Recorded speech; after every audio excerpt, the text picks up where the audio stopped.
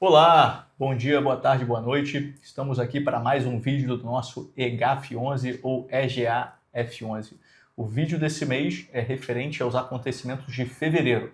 Aqui comigo, como sempre, nosso economista-chefe, Antônio da Luz, aqui, que sempre nos brinda aí com as suas convicções, né, e suas análises.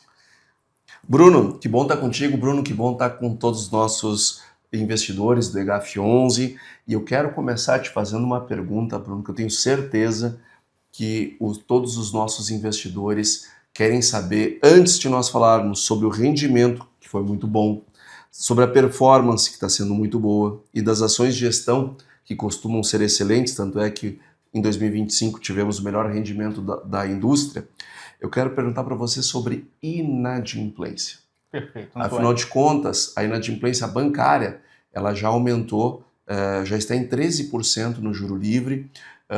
Alguns bancos que trabalham muito com agro têm reportado aumentos de inadimplência, tudo ainda por conta do passado e não por conta do presente. Então, eu quero começar perguntando para você sobre inadimplência. Estamos com um problema de inadimplência na nossa carteira?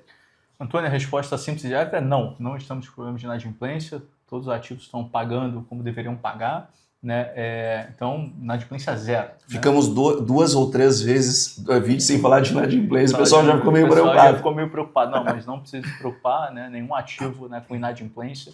O que deveríamos receber, estamos, né, recebendo, né, sem problema nenhum. Tá? Então, com relação à inadimplência, é isso. Então, vamos falar de rendimento.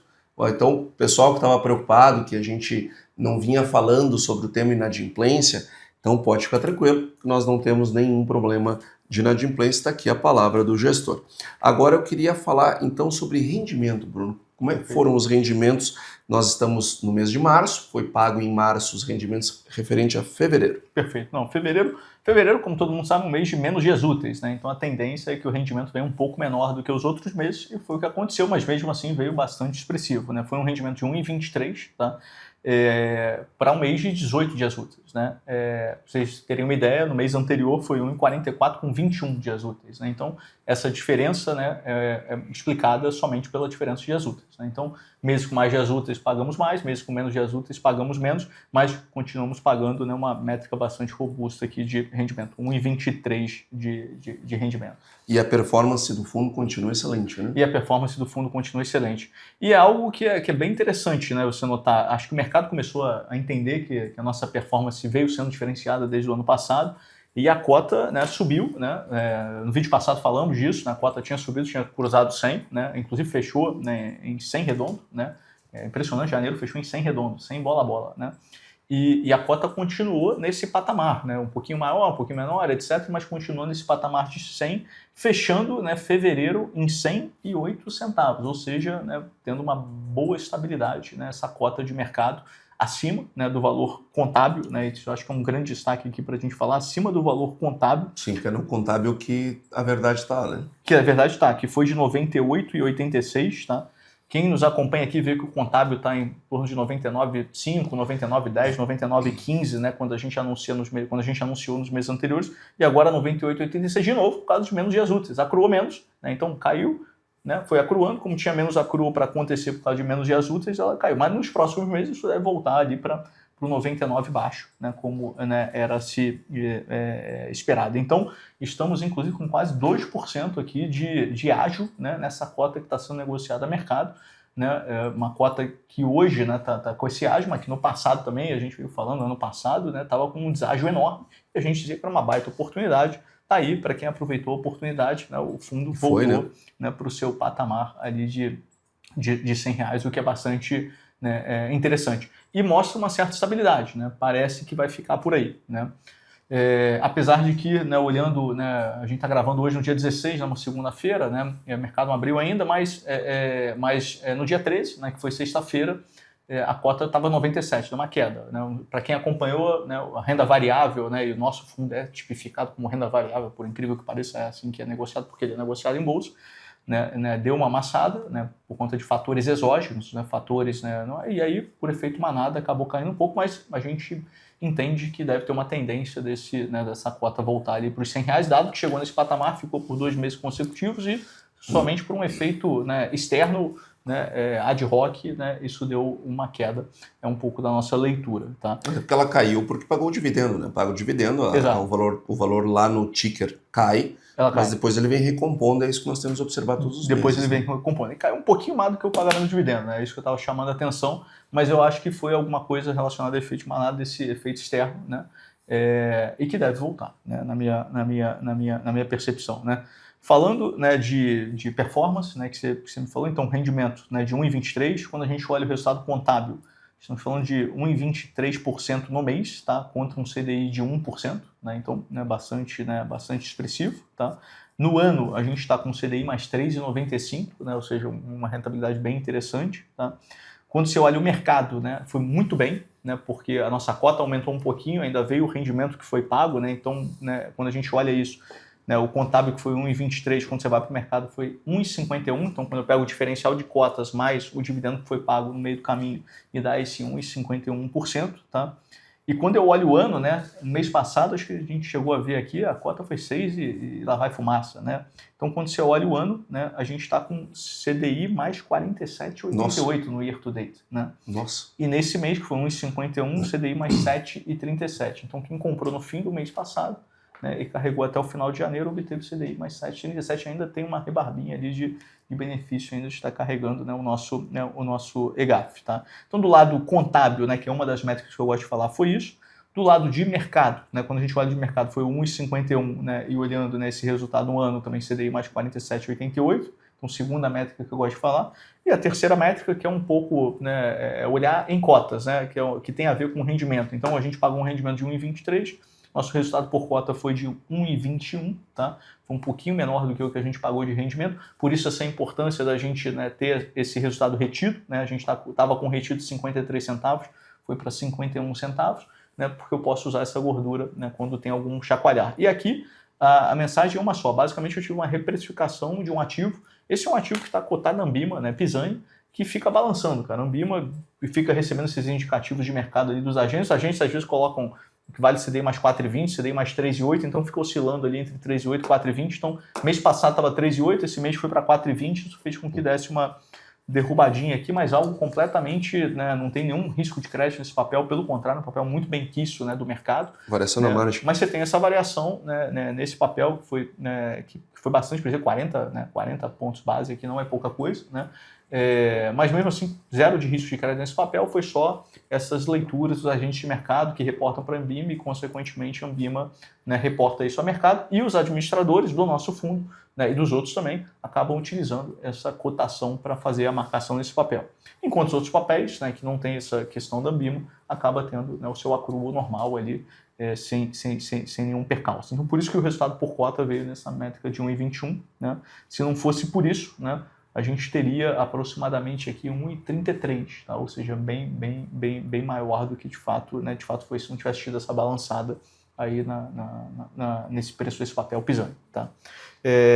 Então, olhando, né, essas métricas, né, de rentabilidade, né, a gente mostra que o fundo está saudável, né, corrobora a questão da inadimplência zero, continuamos com inadimplência zero aqui no fundo, tá? O que é muito interessante aí, né, para os nossos investidores, né? Que bom que os investidores falaram no chat, a gente está vendo, né, esses chats, observa os chats, estamos aqui, né, trazendo de novo essa informação que pareceu faltar, né, para os investidores que nos escutam sempre. Obrigado. Para nós que a inadimplência zero é tão normal que... Exato. Mas obrigado por ter trazido isso para a gente e dado a oportunidade de a gente falar desse tema de novo. Né? Então, do ponto de vista de performance, eu diria que a nossa performance está muito bem. Performance contábil, que é a verdade, está, né, indo super em linha com o que era esperado.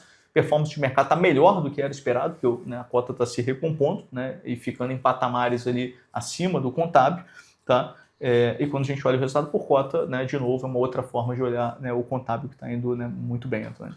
Agora, Bruno, antes de nós falarmos sobre as ações de gestão do mês, eu queria fazer aqui trazer esse tema de inadimplência e relacionar isso com ações de gestão, Porque quando o EGAF ele foi construído dentro de uma tese, que é a tese que você defende, que a Ecoagro defende, que eu defendo, é a tese da cadeia de insumo. Que a gente sempre fez isso muito bem. Então, ou seja, quando a gente fala não tem inadimplência com o fundo. Agora, lá na cadeia de insumo, se algum produtor pagou ou não pagou lá, a revenda, a cadeia, ela vai passar para nós a integralidade, porque o primeiro risco não é do fundo, o primeiro risco é da própria revenda, que é uma coisa que o Bruno está sempre falando aqui. A nossa tese ela é baseada em um excesso de garantia, em uma excelente subordinada e pulverização. Então, no momento que nós temos uma alta subordinação, as eventuais inadimplências que acontecem, elas nunca chegam no fundo. Elas são resolvidas lá na base. É isso aí. Porque nós temos uma super garantia e nós temos uma super subordinação que vai mantendo você, investidor, blindado de inadimplência. Então precisa que uma catástrofe aconteça para que a gente sinta algum tipo de inadimplência no fundo. Tá correto, Bruno? Tá super correto. Eu brinco bastante que precisaria acontecer um evento apocalíptico, né? Ou seja, uma catástrofe, como você mesmo falou, para chegar ali na nossa cota sênior, né? E é exatamente isso que você falou, né? Por mais que a gente olhe, né, e você citou bem, né, na inadimplência, né, crescendo, né, e cresceu mesmo, né, isso é inegável, quando você olha nos números, cresceu mesmo, né, ela não bate no nosso fundo exatamente por conta desse motivo, da forma como a gente estruturou as operações, né? Então, não estou investido num produtor, numa empresa diretamente, eu estou investido, né, numa revenda, eu invisto numa revenda e pego como garantia, né, o faturamento dessa revenda, ou seja, os recebíveis dessa revenda, né? Esses recebíveis, sim, está tendo um nível um pouquinho maior de inadimplência dependendo da região, né, na qual eles estão, que teve quebra de safra, não teve quebra de safra, mas isso não atinge a nossa estrutura, né, a nossa cota sênior, porque a estrutura tem pelo menos 30% de subordinação ali para chegar na cota sênior. Digo pelo menos porque teve algumas cotas sênior que a gente trouxe para o fundo que tem 50% de subordinação, 55% de subordinação. Aí não vai chegar na inadimplência nunca, imagina, tem que ser um evento catastrófico. Tem que ser um evento catastrófico. Então eu pego esses 30, com mais o excesso de colateral, que eu tenho pelo menos uns 110 de excesso de colateral na garantia, estamos falando que precisa ter 40% de inadimplência. Porque a gente vê nos números, você falou outro dia, acho que a gente comentou aqui, 12%, 13% no geral, né? Quando você olha ali, né, o agro em geral. Então, de verdade, né, 12, 13, né, um número maior, né, preocupa, mas não bate no fundo porque está dentro, né, da subordinação, né, da estrutura que a gente montou. Tá? Então, por isso que a gente gosta muito desse tipo de estrutura, por isso que a gente gosta de operar a cadeia de insumos. Né? É óbvio que não é risco zero, mas a gente entende que quando a gente opera com as nossas revendas com esse tipo de estrutura que a gente montou e com o nível de diligência e monitoramento que a gente tem, a gente consegue passar essa segurança, né, adicional aí para os nossos investidores. E é por isso que o nosso fundo, desde 21, né, desde o seu início, né, não teve nenhum problema, né, de crédito, né, dentro do fundo. Né? Enquanto outros FIAGos tiveram RJs, né, REs, etc., o nosso acabou não tendo, porque a nossa tese não é investir numa empresa super-homem, né? Que é aquela mega ultra empresa, que a gente já viu que empresas super-homens não existem. Né? Você pega Lojas Americanas, quem imaginava que Lojas Americanas ia ruir? Quem imaginava, né, saiu agora, né, que Raizen ia ruir, né, dentro do segmento do agronegócio. Né? Óbvio que a gente viu tá um pouco mal das pernas, etc., má gestão, etc., mas assim, ninguém imaginava que essas empresas iam ruir. Elas foram, inclusive, altamente marketeadas e operações usualmente clean, sem garantia. Esse tipo de operação a gente não gosta de fazer. Exatamente por causa disso, porque eventualmente acontece, né, um vento mais forte ali, advindo ali dos produtores, né, com, né, inadimplências, quebra de safra, etc. Combina isso com má gestão, né, isso acontece 1, 2 safras, esse negócio acaba gerando, né, esse efeito perverso e essa empresa eventualmente acaba ruindo. No nosso caso, a gente monta uma estrutura que comporta, né, potenciais oscilações de inadimplência e é por isso que a gente gosta muito dessa tese. Né? Sem contar, né, o local onde a cadeia de insumos está posicionada, a revenda está posicionada dentro da cadeia de insumos. De um lado tem a indústria com mega balanço, do outro lado tem um produtor, sempre tendo um incentivo a pagar, né, a revenda primeiro. Né? Porque senão ele não fatura na próxima safra, ele não planta na próxima safra, não compra os insumos, não planta, não fatura. Né? O banco você vai lá, renegocia e tal, tem mecanismos. Exato. Agora a revenda, se não pagar, tá fora. Se não pagar, tá fora, ela não te vende no ano seguinte, você vai ter que arrumar outra, e para arrumar outra, não tendo pago... Não arruma. Não arruma. Né? Então é difícil, muito difícil. Então, acho que foi muito bem posto isso que você colocou, né? É por isso que a gente, né, vem performando, né, super bem. Porque essas ações de gestão, elas foram entabuladas lá no início do fundo. Ele foi criado não para ser zero risco, porque zero risco não existe. Nada é zero risco. Inclusive, títulos públicos não são zero risco. Aliás, está ficando cada vez menos zero risco título público. Agora, o EGAF ele foi construído dentro de uma concepção para que ele tivesse o mínimo risco possível. As eventuais inadimplências que acontecem ficam lá no nível da revenda, porque nós pegamos 120, 125, 130% de recebíveis para fazer a garantia subordinada. Então, a revenda ela não tem um incentivo de passar a inadimplência para o fundo, e sim ela resolver a inadimplência porque é no dela. É lá na conta dela, na porta dela que vai bater o problema. É isso aí. Então, fora as garantias que são dadas, fora a pulverização no Brasil inteiro, fora a pulverização também entre culturas. Então, é um fundo, Bruno, que ele não performa do jeito que performa por acaso. Então, espero que todo o assunto de inadimplência, que o nosso investidor estava curioso, estava preocupado, que a gente tenha aqui dirimido. E quais foram as ações de gestão do mês de fevereiro? Perfeito, maravilha. Não, as ações de gestão, a gente tem feito várias vendas oportunísticas aqui, né, com compressão de taxa, para dar um pouco mais de benefício para o investidor, né? Então, eu vendi 11 papéis pequenos, né, estamos falando de 4,9 milhões de reais, né? Então, vendi 11 papéis, 4,9 milhões de reais. O papel que eu mais vendi foi 1 milhão de reais, o segundo foi 800 mil. Então, várias pequenas vendas que, né, eventualmente surgem essa oportunidade da gente, né, tirar do fundo, né? E, consequentemente, né, com as nossas originações novas que a gente está tendo, trazer novos papéis para dentro do fundo. Tá? Esse mês eu não trouxe papéis novos para dentro do fundo, eu só reforcei posições que já tinham no fundo. Então, vendi 11 papéis, né, comprei, né, basicamente 3 papéis, Conceito, Espaço e Grãos, que já estavam, né, dentro do fundo, né, 9,6 milhões de reais, né? Espaço, uma puta empresa que tem uma sede maravilhosa, inclusive no México, né? Então, uma empresa multinacional, vamos falar assim, né? Tendo uma taxa para esse nível de risco, né, bastante interessante. Conceito e Grãos também, CDI mais 5,5 de taxa, né? Então, a gente trazendo papéis, né, que tem níveis de taxa, né, maiores, mas com as proteções, né? Esses 2 papéis também estão falando de subordinações superiores a 50%, né? Então são papéis com bastante, né, subordinação, tá? Então o fundo, né, está com 39 ativos hoje, mas tem manutenção, né, de presença em mais de 16 estados, tem mais de 13 culturas aqui que essas revendas atendem, né, pelo Brasil inteiro, todas essas 39, né, revendas que estão aqui dentro do fundo, tá?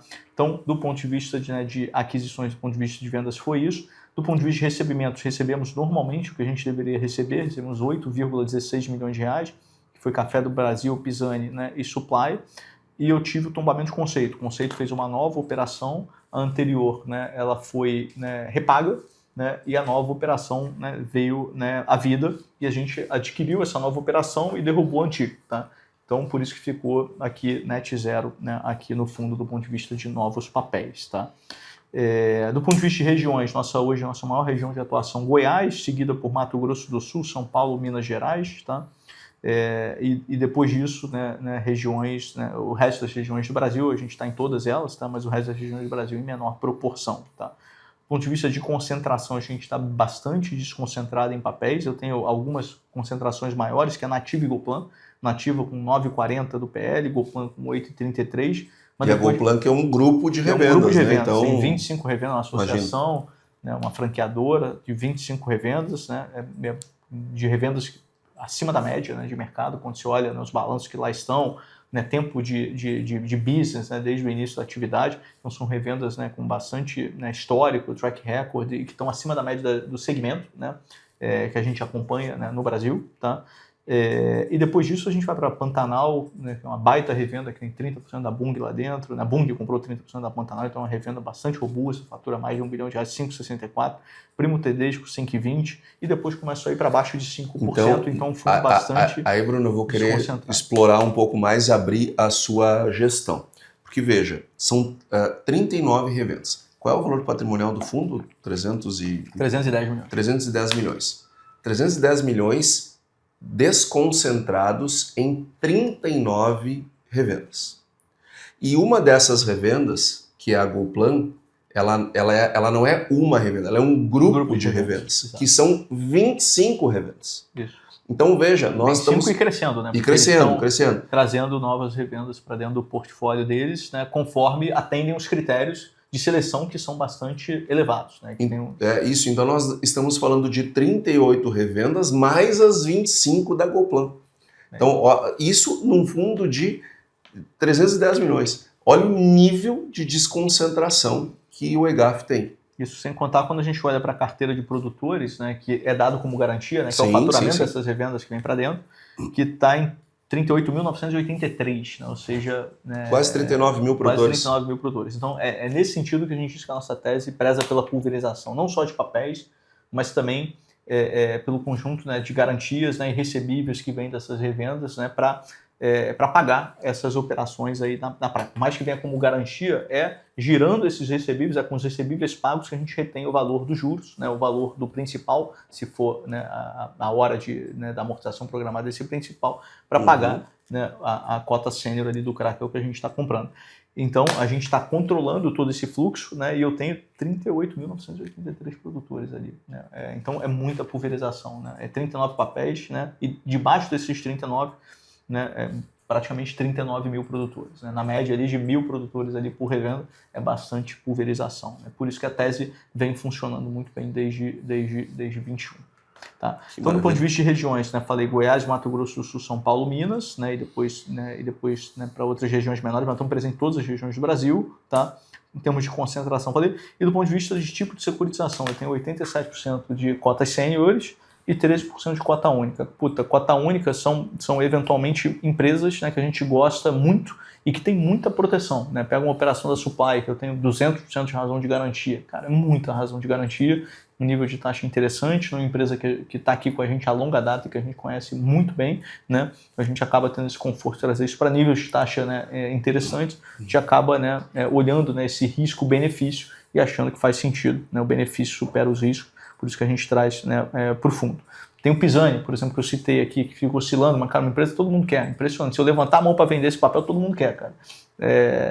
Então é um papel que todo mundo gosta, uma empresa, né, tem contratos com a Ambev, né, tem uma força de vendas ali muito forte, tá?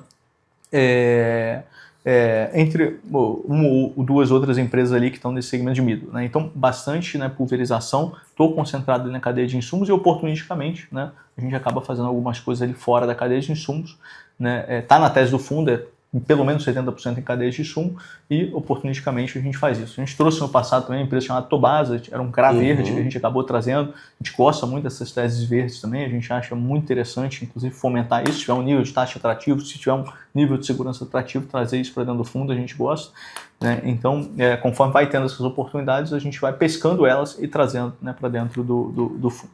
Aliás, os investidores ganharam muito dinheiro nesses últimos anos com essas oportunidades que você tem enxergado, de vender um papel, comprar outro, enfim. Olha o que isso melhorou a performance. Quem assiste aqui nossos vídeos todos os meses já se deu conta disso. Né? Um dos segredos do EGAF ter sido o número 1 em 2025, ele se deve a essa boa gestão que é feita, que é olhar o mercado, saber o que está acontecendo, mas também ter um monitoramento robusto.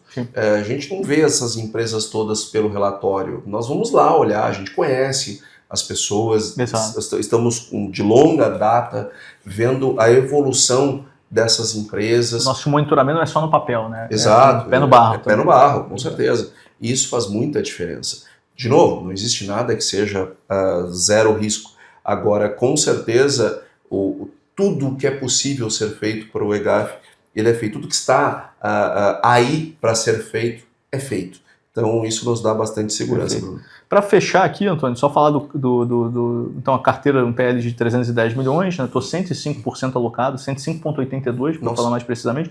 Lembrando que tem aquela compromissada, né, de 30 milhões de reais, que aumenta para o investidor aqui em torno de 10 bips a rentabilidade, né, que foi, né, com dinheiro, né, com papéis que eu tinha no fundo, eu trouxe mais dinheiro e comprei novos papéis. Quanto de novos papéis? Né, 5% a mais do que o fundo teria comportado se eu não tivesse feito essa operação. Então fiz ali basicamente 30 milhões de reais de compromissado, estou dando para os investidores de 10 a 12 bips a mais aí por mês por conta dessa, porque o custo da compromissada é inferior ao yield dos papéis que a gente está trazendo, né, para o fundo. Sempre obviamente, com muito controle, né, do ALM do fundo, né, do ativo menos do passivo, a gestão do ativo e do passivo, né, o que eu tenho de receber, o que eu preciso pagar, isso a gente faz com muito esmero aqui dentro. Então, tomando todo esse cuidado, a gente acabou fazendo esse tipo de operação que beneficia, né, você, investidor, né. Nosso caixa hoje, né, está com 15 milhões de reais, tá? Então manteve, né, mais ou menos estável, porque o que eu comprei, o que eu vendi, né, o que eu recebi, deu mais ou menos esse delta, tá? Então em janeiro estava com 16, estou com 15 milhões agora, né? Então consumi basicamente 1 milhão de reais aí do caixa em relação ao que eu tinha, né? E esse caixa que eu mantenho é aquela história que eu já falei para vocês, é o caixa que eu preciso segurar porque os grandes, né, pagamentos de juros dos papéis que compõem o fundo estão em dezembro e junho, né? E aí, né, como eu não tenho grandes recebimentos, né, no meio desse caminho, eu acabo segurando esse caixa para garantir os pagamentos, né, dos meses de janeiro, fevereiro, março, abril, maio, inclusive de junho, né, que é onde, né, que é o interim onde eu tenho os grandes recebimentos, né, que é dezembro, né, e junho. Então eu tenho esses 15 milhões aqui de caixa, né, que já me dá esse conforto para eu conseguir chegar até junho, né, levando em conta o caixa que eu tenho hoje, mais os recebimentos que eu vou ter, menos os pagamentos que eu tenho que fazer, é o que eu preciso, né, ter de caixa para conseguir garantir esses pagamentos até junho para vocês investidores, né? Então isso eu acho que é importante, essa questão do caixa, né? E quem gosta de balanço e etc, olha que no fundo pode ter provisão lá, tem provisão lá de 30 e poucos milhões de reais, essa provisão nada mais é do que a compromissada. Então lembra que a gente fez uma compromissada de 30 milhões, porque eu tenho essa provisão, essa compromissada vai acruando, né? Um passivo do fundo vai acruando, né? Isso fica ali nessa provisão. Então quando você olha, né, quando você olha meus ativos mesmo que eu estou investindo 327 milhões de reais em ativo, 328 arredondando, tá? Eu tenho 31 milhões ali de provisão, né, aproximadamente, e o restante, né, tá no caixa, né? Então basicamente é isso que compõe, né, o PL do fundo aqui, só para dar essa visão aqui para os nossos investidores, que quando olham esses números falam, cara, como é que o fundo tem 310 milhões de PL, 328 de ativos, etc. É por conta, né, dessa compromissada, né? Então para dar essa leitura para você, o PL está inferior porque a compromissada é um passivo, isso tem que ser lançado. 10, 12 bips por mês 10, a mais para o investidor. Investidor. Exatamente. Então, isso eu acho que é importante mencionar. Bom, com isso eu termino aqui a parte de gestão do fundo, e aí vamos passar agora para macro, agro, né? Que está inclusive mais animado que a parte de gestão ultimamente, né? Tá. Não, de tédio ninguém está morrendo. Até porque é o seguinte, Bruno, nós estamos, como você já falou, no dia 16 de março gravando esse vídeo, e na quarta-feira nós temos Super Quarta, onde o Brasil vai decidir juros e Estados Unidos também. Lá nos Estados Unidos, nós não temos perspectiva de baixar juros esse ano. Inclusive, a última, lá para dezembro, tá 40 a 39 para baixar dos 13,75. Mas há um mês atrás era quase zero a chance de manutenção. Hoje está quase igual ao nível de reduzir. Então, essa semana não passa. Nós já vamos ter juros baixando nos Estados Unidos só no ano que vem pelo FedWatch. Agora, no Brasil, nós devemos ter alguma redução. Mas mais importante do que a redução que já foi sinalizada na ata da reunião anterior, Bruno, o que eu quero saber é o que vai vir na ata. Sim. Porque estourou a guerra nesse caminho. E a guerra está fazendo com que neste dia o petróleo esteja operando a $105 o barril. E nós fiz isso para... Guerra do Irã e Estados Unidos, né? Isso, para quem não está atualizado. Israel, né? Versus Irã, né? Exato. Por hora são só esses, né? Por hora são só esses. Agora, o que está acontecendo? O Banco Central ele tem alguns estudos, um de 2022 e outro de 2025, onde ele calcula o impacto da oscilação do preço do petróleo na inflação. E o que eles observaram, Bruno? Que dada a oscilação, fizeram lá um modelo econométrico, e eu peguei o valor do petróleo de sexta-feira passada, que estava $101, hoje já está 105, mas na sexta-feira estava $101. Se o Brasil, se o mundo tiver a média do ano a $101, nós temos um acréscimo de IPCA, tudo ou mais constante, de 2,53%, ou 253 bips. O que isso significa? Que se o Banco Central conseguisse trazer a inflação para a meta, 3%, todo o resto ele cuidar, mas ficar só o petróleo a 101, e se o governo não fizer também nenhuma estripulia, nenhum populismo e demagogia, a nossa inflação fecharia o ano de 2026 acima de 5. Nós estamos falando então de 5,23 no fechamento desse ano.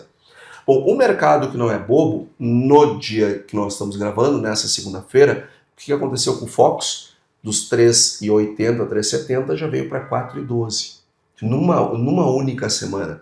Ou seja, as expectativas de inflação começaram a desancorar. Porque ninguém tem clareza de quão longe vai essa guerra e, consequentemente, quanto tempo nós vamos ficar com o petróleo alto. Tinha uma turma que achava que a guerra ia ser temporária, ia acabar rapidinho, uma outra turma que achava que ia ser mais duradoura. Começou com uma cara de temporário, né? Mas agora esse temporário está levando um pouco mais de tempo do que a gente imaginava que ia levar. A da Ucrânia lá, da Rússia na Ucrânia, era para levar uma semana, né? Era para levar. Aí até hoje. Exato. Então, realmente, isso preocupa. Porque o petróleo mais elevado, ele eleva os níveis de inflação. E esse estudo que eu trouxe, com esses 2,53 de um petróleo de média de $101 ao longo do ano todo, tudo mais constante, eu estou me falando de Brasil. Mas ele aumenta a inflação global porque todos os países são afetados pelos efeitos de primeira e de segunda ordem por conta do aumento do petróleo. Quais são os de segunda ordem? O aumento do frete, o aumento dos custos de produção. O IPCA, ele é, sem dúvida, o indicador mais importante. Mas o IPP, que é o Índice de Preços ao Produtor, ganha uma relevância muito grande num cenário desses. Porque é justamente o IPP que a gente consegue monitorar o aumento dos custos de produção, aonde o petróleo bate com mais contundência, que depois vai virar IPCA e CPI nos Estados Unidos e assim por diante. Então nós poderemos ver um efeito também em juros, porque na sexta-feira passada, Bruno, os juros no Brasil também já estavam bem mais altos. Eles já estavam lá 12,30, eles já fecharam na sexta-feira acima de 13. Eles aumentaram mais de 1 ponto percentual só na semana passada. Nos Estados Unidos, nós tivemos 60 bips de alta nesse período de aumento do preço do petróleo, nos bonds de 2 anos, tanto lá nos Estados Unidos quanto aqui. Então isso vai criando um piso para a Selic mais alto do que seria, assim como cria um piso para os juros dos Estados Unidos mais altos do que seriam. A boa notícia para você, investidor, é que você está num papel DI+, né? Então, só que por outro lado, isso gera um problema de atividade econômica. Não tem economia que aguente ficar com os juros do jeito que estão. Então, esta é uma preocupação que nós temos, não com o agro em particular, cujo PIB foi de 11,7 em 2025, mas com a economia brasileira e a economia global, porque dependendo do tamanho do problema, nós podemos ter até uma estagflação. Falando nisso, para que não haja uma estagflação, nós precisamos ter medidas anticíclicas quando há essa desaceleração. Mas para fazer medidas anticíclicas, tem que ter espaço fiscal. E o que aconteceu no Brasil nesses últimos anos? Nós torramos todo e qualquer espaço fiscal. Gastando, tentando fazer uma economia crescer artificialmente, e agora que talvez a gente venha precisar aumentar o gasto como medida anticíclica, caso a atividade econômica ela caia mais, talvez nós não tenhamos esse espaço. Agora, no agro, nós estamos com a safra indo muito bem, já estamos colhendo a safra 26, ela vem vindo dentro das expectativas, a safra vem performando bem, e o agro é o setor mais petrolizado da economia brasileira, não há a menor dúvida disso. Então, quando sobe o petróleo, sobe também os preços das commodities, tanto a parte de receita como também do custo. Então, os produtores costumam aumentar a receita, assim como a cadeia de insumo. O faturamento aumenta, mas os custos também aumentam. Por isso que a gente precisa ter um monitoramento e casar as travas de preço junto com os custos, para que não aconteça como aconteceu lá em 2023, onde os preços estavam ótimos, muita gente não travou, aí o custo subiu e o preço caiu e deu um desencaixe. Então, mas o produtor, sem dúvida, ele está vacinado do problema que aconteceu lá. Agora, a tendência do faturamento no agro, tanto ao nível do produtor como na cadeia de fornecimento, é aumentar em virtude desse aumento do petróleo.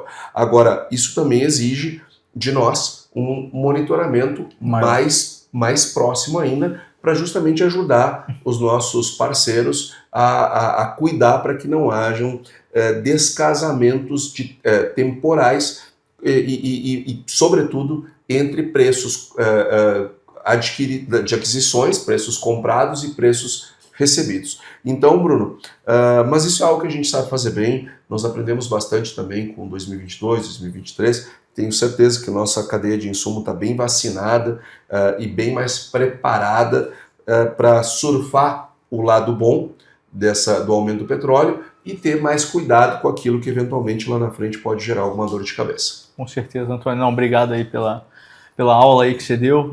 Duas coisas, né, que eu acho que são meio, né, talvez a turma não saiba do agro, né? Uma delas você falou, que é um setor petrolizado, né? Pra você botar máquina no campo, tem que botar diesel lá, então você precisa de petróleo, né?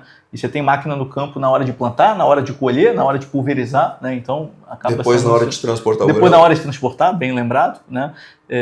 E a outra coisa, eventualmente, que as pessoas também sabem, o agro é um setor intensivo em capital também, né? Você acha que está lá com a plantinha no chão, não tem capital. Não, mas tem muito capital também, né? Você precisa financiar para plantar e depois, né, colher lá na frente. É aí que a Ecoagro entra, né, com todos esses CRAs que a gente emite, com todos os fundos, né, que nós fazemos aqui na casa, né, sendo esse elo aí entre, né, o campo, né, e o mercado de capitais. Então, só queria encerrar aí com esses dois pontos. Mas também quando sobe o petróleo, sobe soja, sobe milho, sobe tudo. Tem então, tem um efeito de hedge natural. Tem o efeito do etanol do milho. Exatamente.